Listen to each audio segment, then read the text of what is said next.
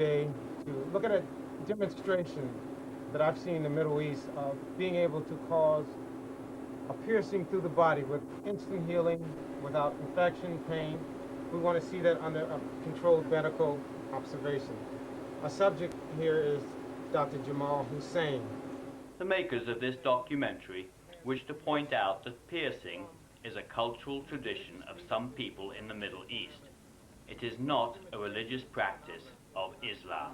Dr. Hussein has permission from the religious leader of this group, Dr. Sheikh Mohammed, to the first demonstration of this phenomena in the United States. I'm very used to being in a sterile environment and doing things sterilely, and he comes walking in with this, what looked like a steak that you have on your barbecue that was about 20 years old, that was kind of rusty, wrapped in newspaper. And I thought, oh my God, he's going to put this through his cheek and through out the other side and pierce his skin with this. Thank you. You're welcome. What's your name now? Chris. I didn't know what to expect at all because I thought that it could be an unexpected outcome and a lot of bleeding and some serious damage to the man, or it could actually be something a miracle, something I've never seen before. And I thought, oh my God, am I going to throw up when this guy does this? And I watched him literally put this spit through one side cheek, through his mouth, and out the other side.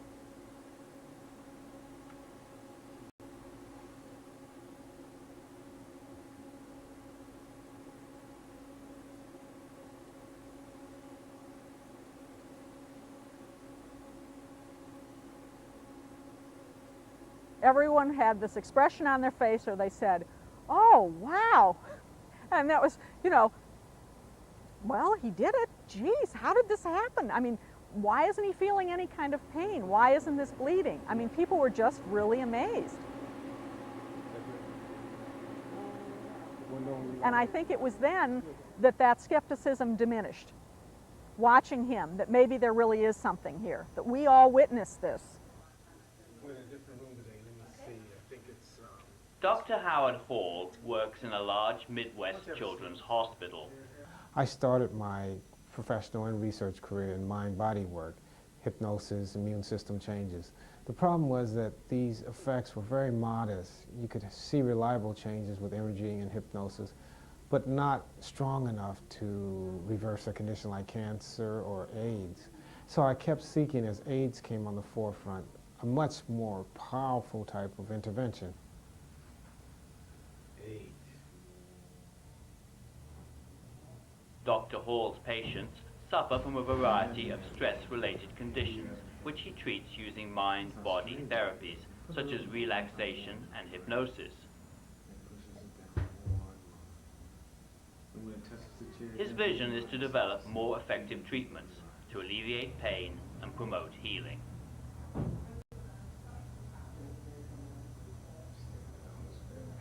No one would suspect that mind-body effects would reverse something like AIDS or cancer, as effective and important as those techniques are. So in my seeking to find some more stronger or more robust type of interventions, I came across Sufi practice from the Middle East, deliberately cause bodily damage, where people would deliberately cause potentially serious injuries to their body and show instantaneous healing.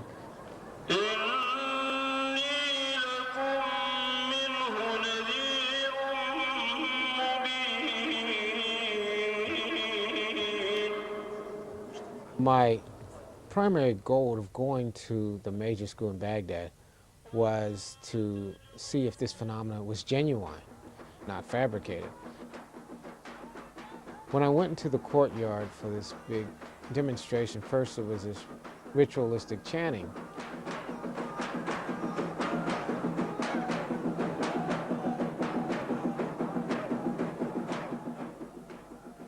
Practitioners will deliberately either push a skewer or some sharp object through their body. They will hammer daggers into their skull. Typically, these type of insults to the body would cause damage, pain, infection.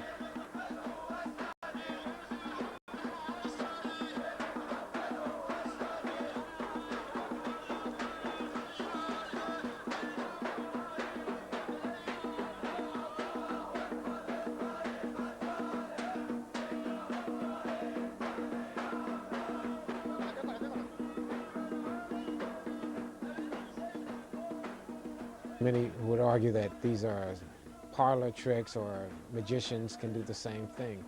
My goal was to go and get firsthand up-close experience to see if this was legitimate. And so that I went with that in mind.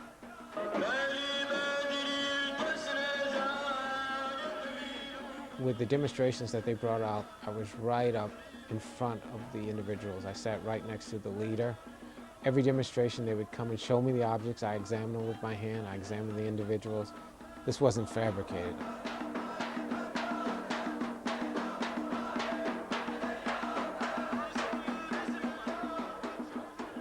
I was so excited. I said, gee, first of all, I said, this is actually real, that such phenomena can occur, that of course it's not hypnosis, it's not fabricated, not fraudulent. This has implications for healing that goes beyond mind and body.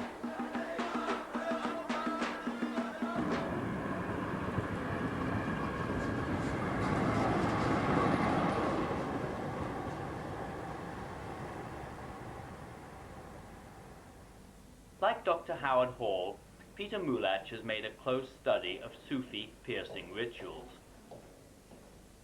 He has traveled extensively in the Middle East observing these practices. I spent considerable time in the Middle East. Primarily my interest is in the paranormal, and of course I tried to observe whatever is claimed to be paranormal there. Also I have an interest in different religious practices, so that brought me in contact with different Sufi communities.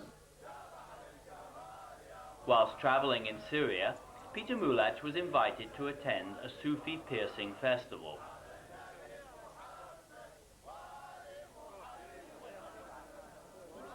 There were hundreds, unless thousands of people flocking there, coming by cars, by buses, on the platform of lorries, and it was a really big feast.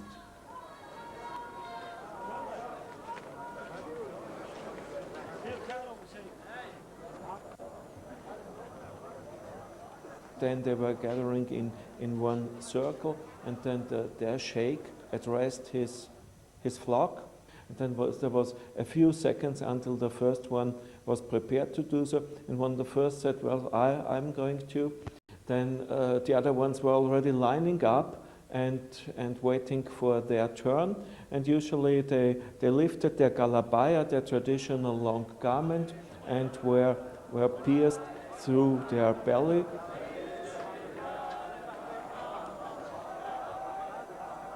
What I could see from a very close distance is how the sheikh grabbed those people who were due to be pierced, creating with his left hand a sort of flap or fold of their skin, and he was inserting the needle-sharp tip of the skewer on the front side, and slowly, in a process taking a number of seconds, he pushed it through this portion of the body.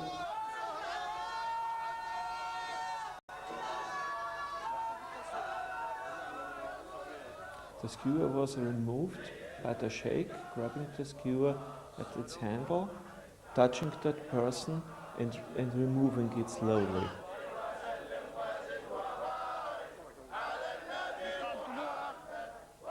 I didn't see any of those individuals showing any signs of pain.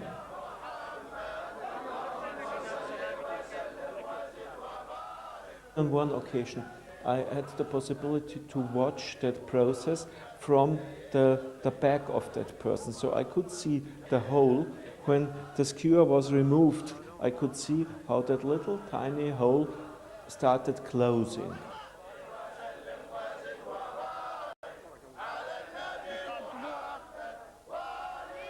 And this is actually the most important picture I could shoot there. The piercing is done more closely to the center line of the, so there is a likelihood that some internal organs are being pierced here as well.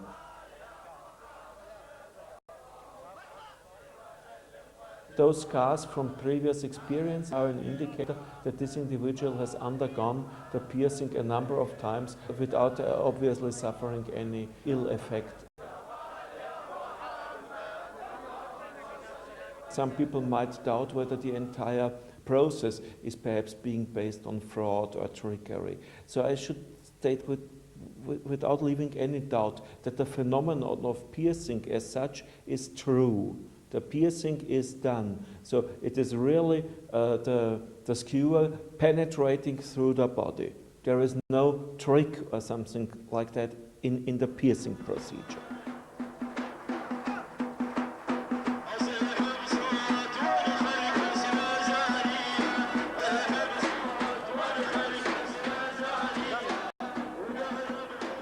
Now at this point, I'm examining a dagger. That's about 6 inches or so. It's very sharp, real metal. There's 2 knives this guy has, and he's going to start to cut his tongue.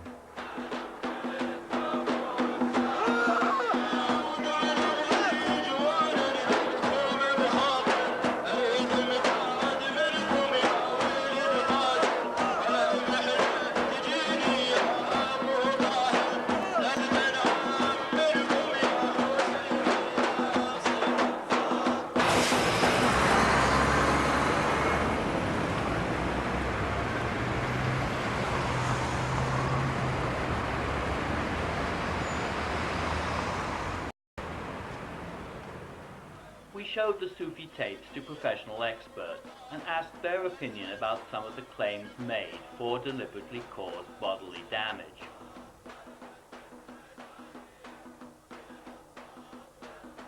Naresh has his own body piercing practice in London, and he has travelled worldwide, observing piercing in different cultures. To my eye, at first, it wasn't really that impressive. I might be a little bit jaded because of my profession and the fact that I'm exposed to these sort of things quite a lot. But some of the practices were very extreme and it did catch me by surprise. A guy hammering knives into his head in particular.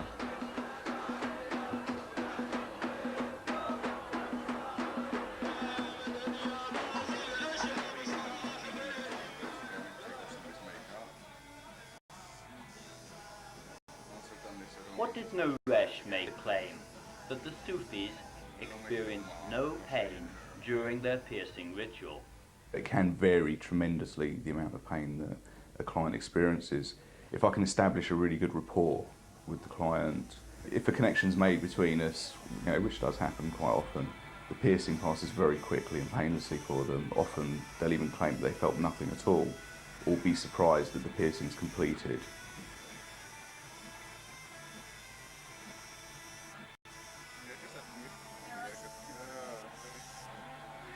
If they come in a very resistant frame of mind, I can actually find it physically more difficult to push the needle through, and they often experience a certain level of pain.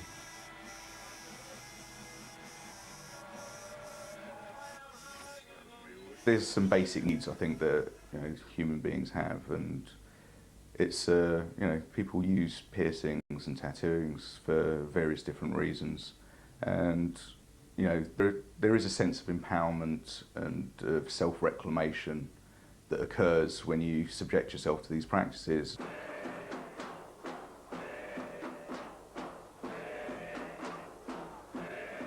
What struck me about the Baghdad video was that these people were in an environment that was completely and utterly designed for them to be able to achieve these feats. They had a lot of support from the rest of their congregation. They'd obviously spent time in preparation in some sort of prayer or meditation beforehand, so there was a build-up to the event and the massive trust that they obviously have in their Sufi master.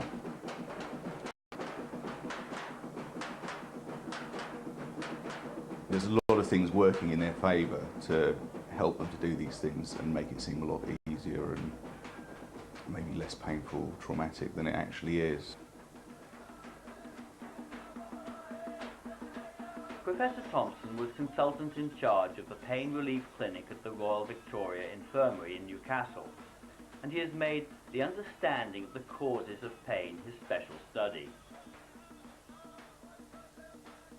How does Professor Thompson evaluate the Sufi claims in relation to their experience of pain?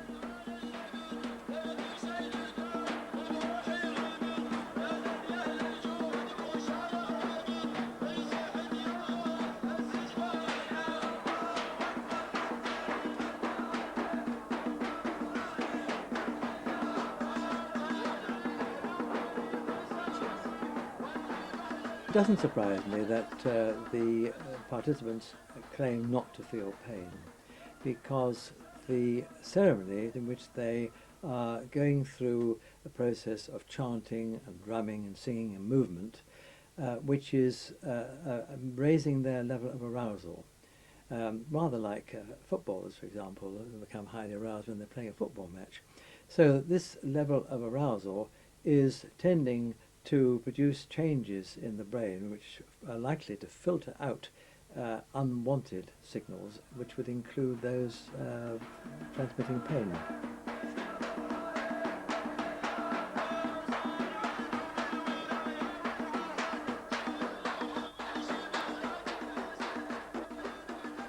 Professor Thompson has practiced acupuncture for over 20 years. When I began to take a serious interest in acupuncture, a lot of my colleagues really would not let the word acupuncture pass their lips, because this was really dabbling in quackery. And I thought this was a rather short-sighted point of view. I think mainly it had come about because it was the response of somebody who doesn't understand something, so you rubbish it. But that wasn't my attitude at any rate. And I saw it working, not only in this country, but I went to Beijing in China and saw it working out there. So I began to take a very serious interest in it. I'm now going to put a very fine needle, as you'll see, I always show it to my patients, very fine needle into a classical acupuncture point in your hand. If you like to just put your hand on the couch there. And the point I'm going to use is known as huku, or large intestine 4, curious terminology, but it is a point which is much used for pain relief of all sorts. So if you just have your hand like that, we are 10. This single insertion of a needle here produces quite profound effects in your body. Piercing the skin will itself produce an acupuncture type of effect. Here we have a very fine needle. In the case of the much bigger skewers and needles, of course, a much bigger hole is produced, but nevertheless it would stimulate the same group of nerve fibres and would produce a local acupuncture-like effect. But I don't think that that in itself could account for the lack of pain felt on putting these large pieces of metal through cheeks and roofs of and floors of mouth. Treatment is over and out it comes. Another reason for the distrust of acupuncture was that it comes out of an entirely different culture from the East, and it was part of traditional Chinese medicine, which is based on philosophy which is entirely foreign to the Western mind. And even today it is difficult to bring together the Eastern philosophy with the Western one.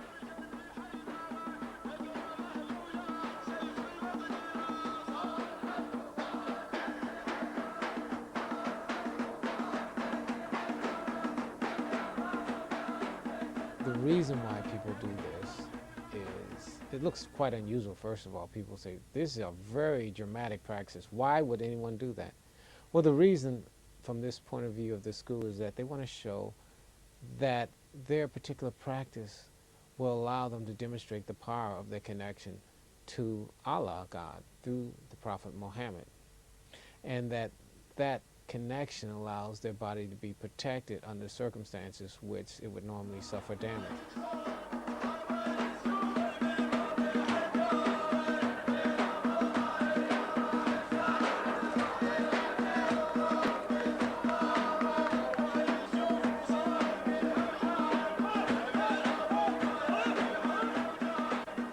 Between people who believe in this phenomena and people like myself who utter some criticism of the interpretations. We agree on the facts, but it's just a question of interpretation, what to make out of those facts.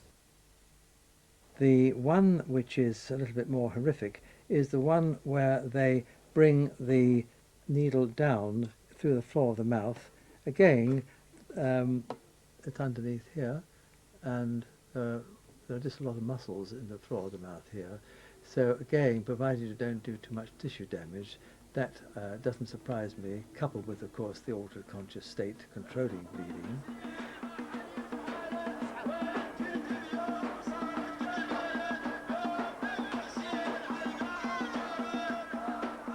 The most terrific one of all is where the needle is placed in here. I find it difficult to demonstrate actually on this skull, and it's going down through the floor of the mouth like that. But it's in fact nevertheless going through the tissues on the edge of the face. You can see that the cheek being pulled out.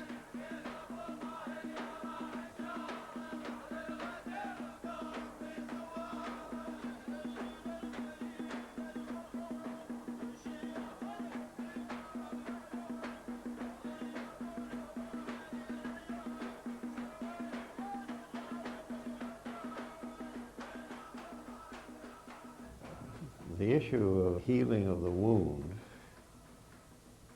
if what I saw actually happened, it's very difficult to explain in the terms of what we know about wound healing. Wound healing takes a certain length of time.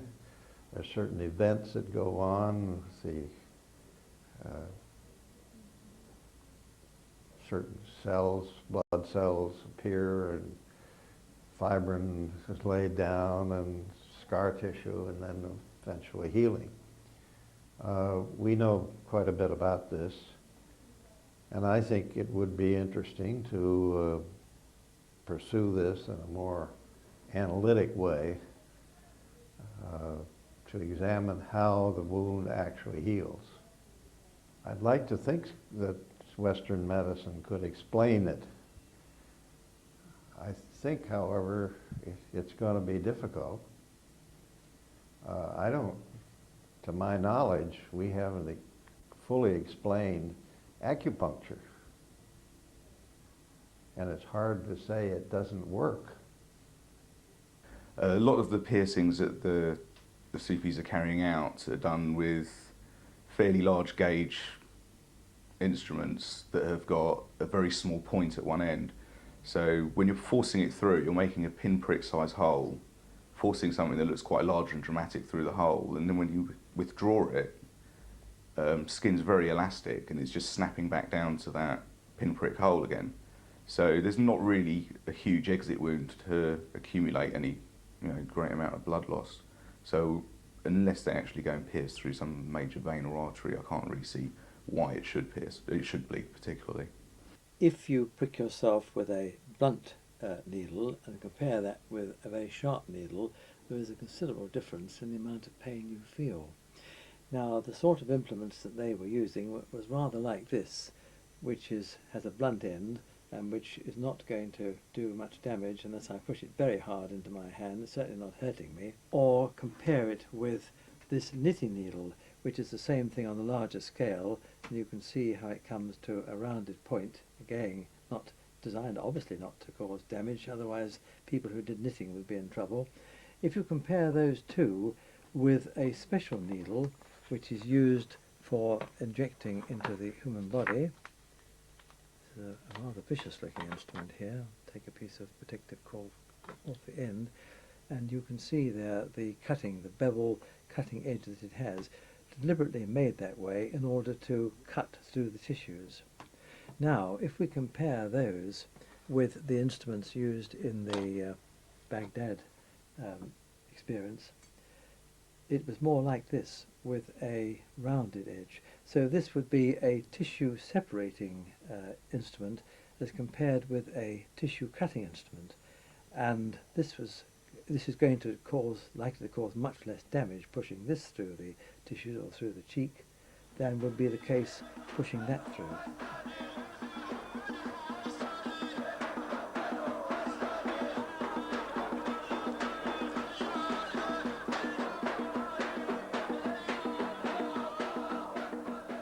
The real significance, in my opinion, of deliberately caused bodily damage to Western medicine is not the cultural practice of piercing one's body.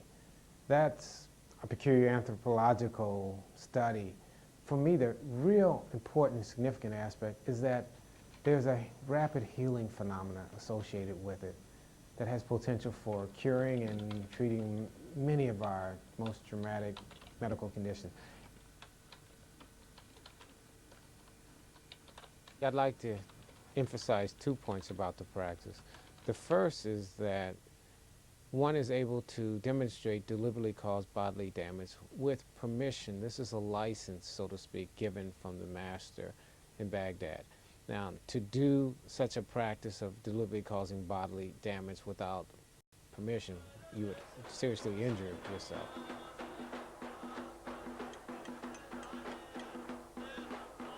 Perhaps the most disturbing for me was the individual who hammered a dagger into his skull. They let me examine the dagger. This was a metal blade, and he hammered it in.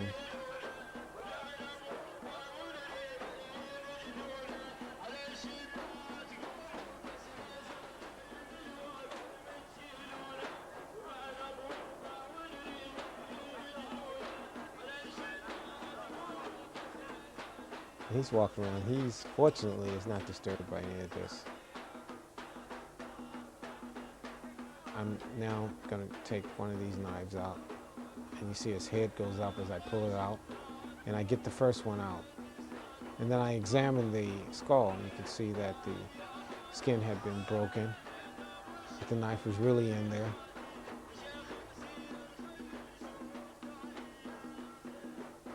Whatever else you may think about it, I think they're very brave. The person is very responsive. They can walk around.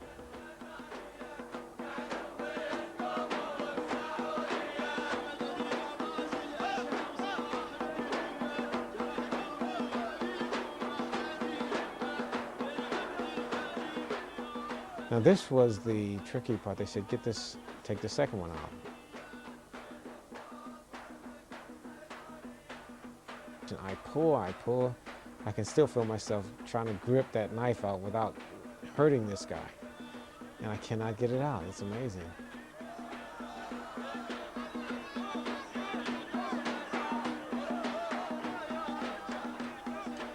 One thought that did occur to me that might explain why they seem to be so rigidly held was that there is a suture line called the coronal suture, which goes across here, which is the junction between the frontal bone and the two parietal bones. And it just occurred to me, and this may be entirely wrong, that the knife was going down into this soft part here, and that was where it was sticking, because in the recording, the first time he put it in, it fell out. And then he turned it to a right angle, and this time it stayed put. And that would have been, I think, perhaps an easier way for it to enter into this junction between the two bones.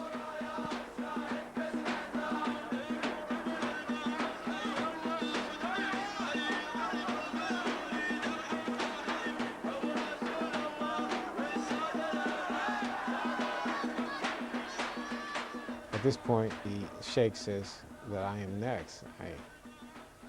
They said, Dr. Hall, are you ready? I said, yeah, I came here to do this. And the assistant tells me, open your mouth. And didn't give me a lot of chance to think about it, and then pushes it right through my cheek.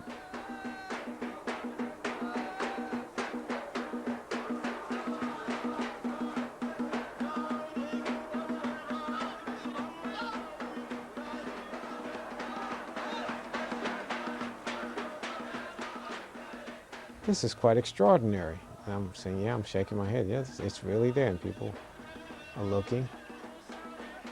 And I said, this is amazing. I'm thinking, it's really in there. I can feel it. I can taste this metallic taste. There was no pain, no bleeding. It was like a little tiny poke without pain.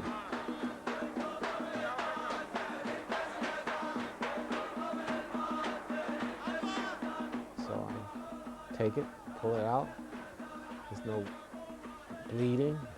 It heals up instantly, and I am shocked. I'm saying, this is real.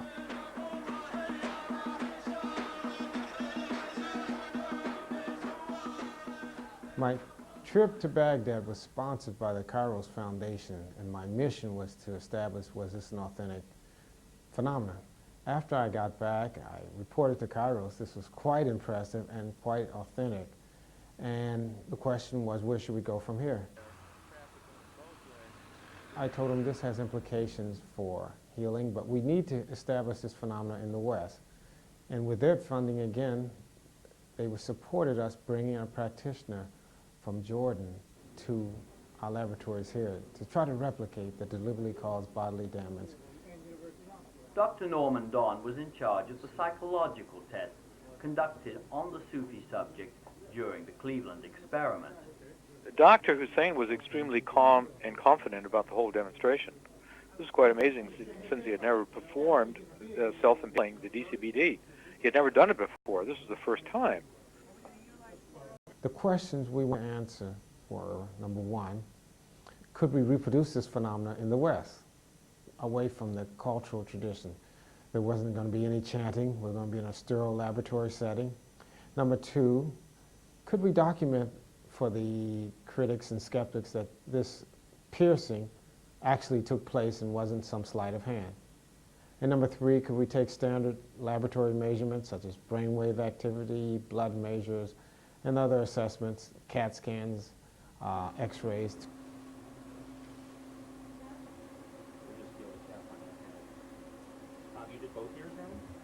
Our part of the experiment was to measure brain waves and to run the random event generator. First, the brain waves. Our hypothesis was that there would be a significantly more 40 hertz brain activity, that is gamma activity, during and right around the time of inserting the skewer. How long can you keep that inside? How long can you stay like that? What? Unfortunately, the dervish had a great deal of muscle tension artifacts. So, although he didn't seem to have any perceived pain, he had a lot of neck tension and he had a lot of tension in his scalp muscles. So, we were not able to determine directly the presence or absence of 40 hertz activity during the impaling process. We were, of course, very interested to see if we could measure something in the immune system, such as the white cells and the interleukins, to see if there was something measurable there. That's why we took blood, and in fact, we did not find anything out of the ordinary. I'm very used to being in a sterile environment and doing things sterilely, and he comes walking in with this, what looked like a steak that you have on your barbecue that was about 20 years old, that was kind of rusty, wrapped in newspaper. And I thought, oh my God, he's going to put this through his cheek and through out the other side and pierce his skin with this. You know, he's going to wind up with a giant infection. Could the photographer also squat down? There are a number of factors that reduce the likelihood of infection. First of all, the nature of the skewer. The ones I have seen were all steel, polished steel.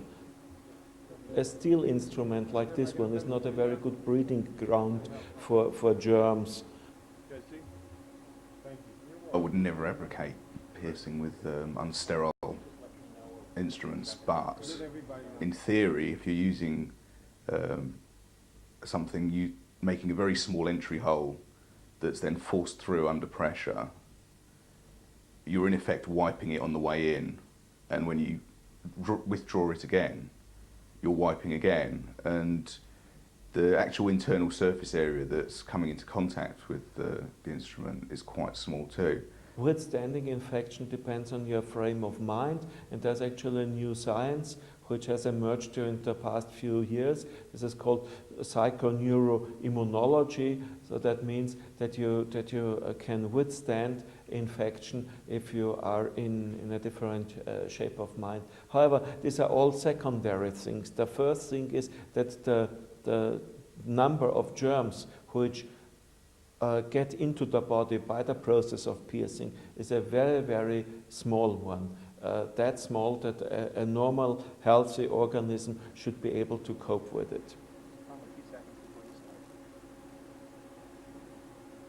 You can see we've attached a series of electrodes held down with a cap by Dr. Hussein. And he does his prayer invocation.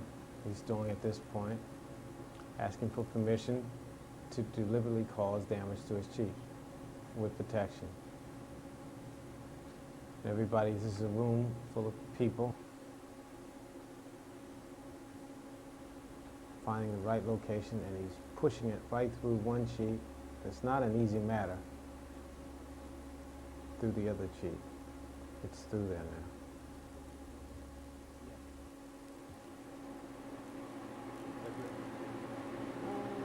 Window on your leg. You still got a little more in, a little more this way. We'll try it then. Okay, you ready to lay down? Okay. You're going to lay down for the CAT scan. Window on your leg. You still got Whether his state of mind is normal, I have no idea. He appeared not to be in pain, and he didn't appear to be in any state of a trance, but presumably he must have had some state of altered consciousness if he didn't feel the pain, which one assumes he didn't. Pain is something very subjective. It depends on your level of expectation. Of course, we can talk about altered states of consciousness and stuff, but I think it's very easily explained by the fact, the basic fact that it is only a very, very, very tiny hole, a very small injury. Everything else is just expansion of the tissue. And also, you must not forget that there are no pain receptors in your inner organs. So where you feel the pain is actually when the skin is being penetrated. Once the instrument is inserted, there is no more pain at all. I've seen a lot of surgeries before, and I was just so fascinated I didn't think about being sick. And he stood there and then walked around with this stake so that we could see him from all angles, and then he went in the CAT scanner.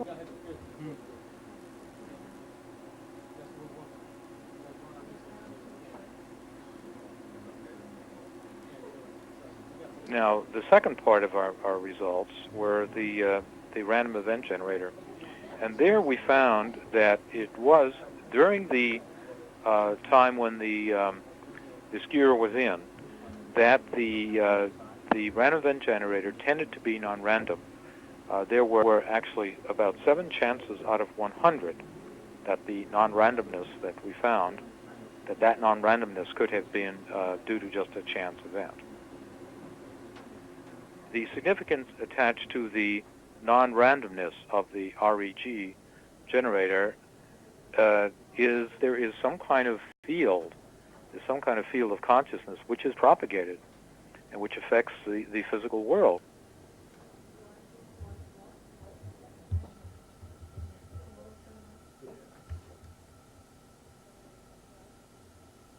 I found the Cleveland experiment very interesting, but I found it also very frustrating because I gained the impression that they had been overwhelmed by their own technology. And first of all, it did establish that the dervish could work away from the master, a long distance from the master, so it didn't require the presence of the master to confer some special property on the subject. After this comes out, Pull it over the front, yeah. you can keep paying attention to the healing. We'll need the blood test, right, Kathy? You with me? Yeah, over here. Who's going to go first for the blood? Doesn't make any difference. Okay. Is everything set up for that? In the Middle East, the average time of a piercing is about a minute. In the Cleveland experiment, the Sufi was pierced through his cheeks for some 35 minutes. You ready? Everything? Dr. Don? Yeah. Dr. Norm. McDonough? Yeah, we're ready. Go ahead, Norm. Okay. Okay, but you can take it out.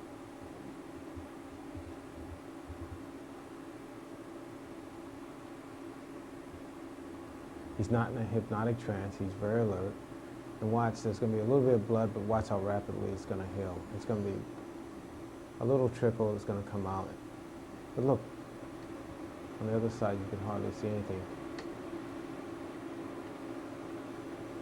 After he pulled the skewer out, he had a lot of theta waves coming out of his brain. And these are low-frequency waves. They're in the range of 4 through 7 cycles per second. He was in a kind of a meditative, deeply relaxed state afterward. Are you having swaps? Right over there. Then we watched him pull it out, and everyone was sort of going, "Oh!" as he pulled this thing out, because it didn't just go in easily. I mean, he had to use a bunch of force to put it in, and there was like no reaction on his face, and he had to use a bunch of force to pull it out. So it wasn't just this easy thing like you see with magic tricks or anything. And everyone was just sort of there with sympathy pains on the sides of their face watching him pull this thing out. And he had, one side there was no blood at all, and on the other side there was a little trickle of blood, like less than you would see if you cut yourself shaving. And then he was fine. Okay, but you can take it out.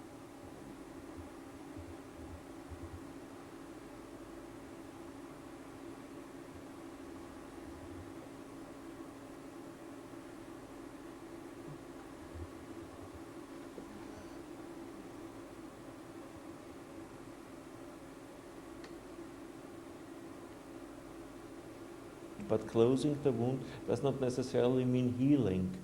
There might be one drop of blood, or not even this one, and it will close. But still it takes 24 or 48 hours until the healing process is completed.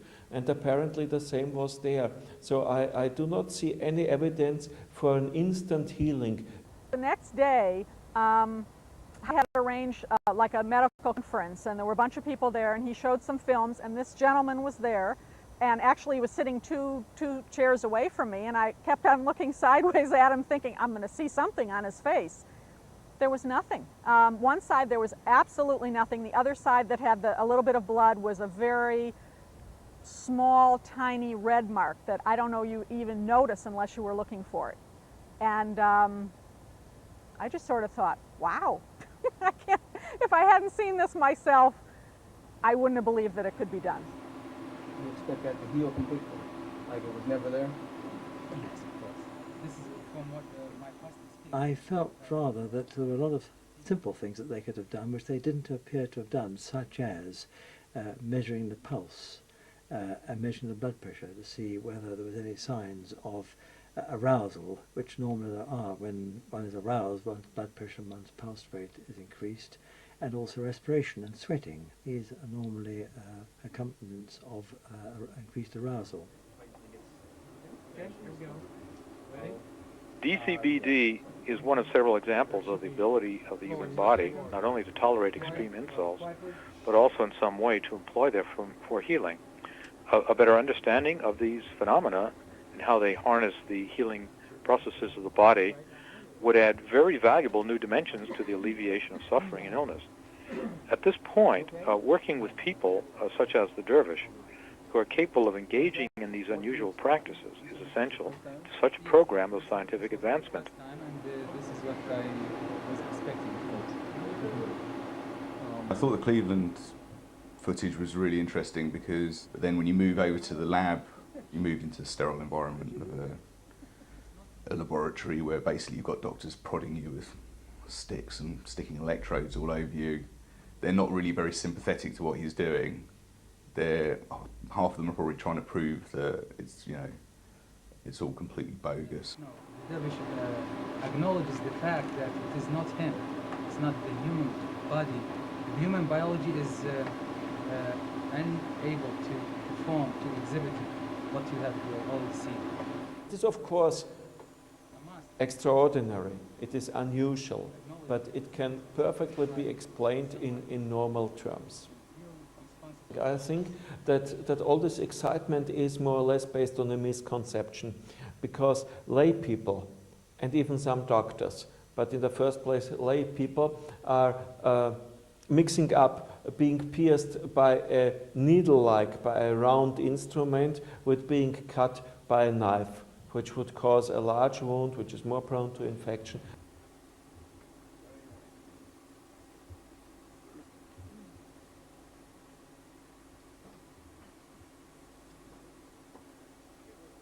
The claim that there is very rapid healing, very different from normal, is terribly important. And this, I think, is one of the major interests of this phenomenon.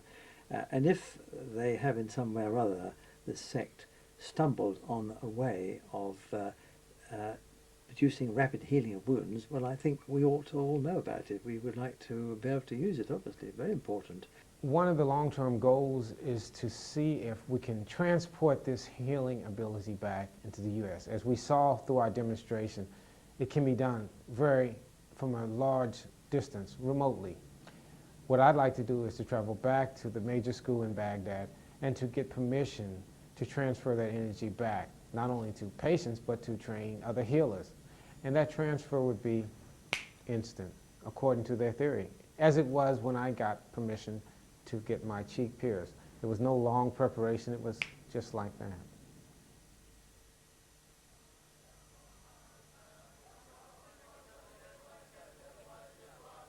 The debate about deliberately caused bodily damage continues between the skeptics and those who are interested in the claims made for this practice. The balance of opinion seems to point towards further research being needed to evaluate the claims of this practice and its value to medical science.